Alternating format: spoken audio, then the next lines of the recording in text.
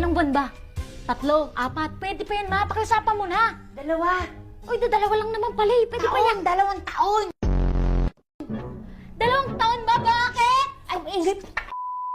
Wala nga pag-usapan nito. Pasipas na nga eh. 2 taon? Bakit? Asan ba si kuya?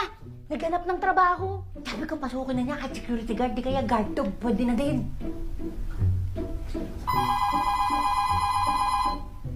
Hoy! Huwag mo sasagutin. Huwag mo sasagutin. Baka si Mrs. Tang yan. Eh, paano kung yung sa school ko yan? Resulta ng entrance exam ko. O, eh, paano kung yung pinag-applyan namin ni kuya yan? Eh, di wala kaming trabaho. Sige, ikaw sumagot. Dalihan mo na. Busesan mo muna ha. Pag si Mrs. Tang yan, burong taka-taka. Ayusin mo. Ayusin mo.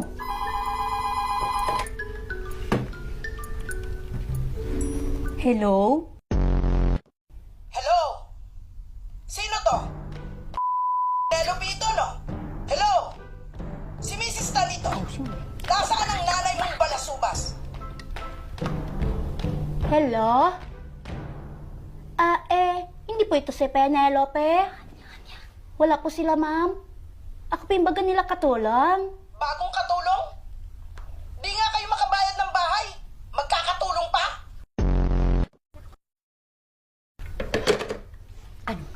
Nahalata ka ba? Siyempre, hindi.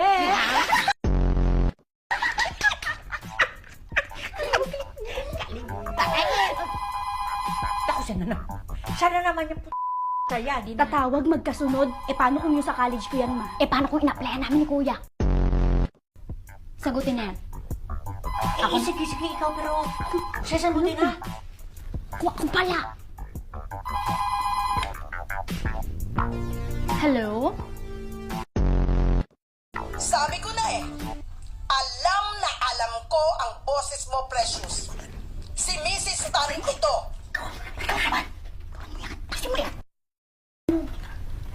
Hello? Sorry, we're not available to take your call. Please leave a message after the beep. Toot! Ay! Answering machine?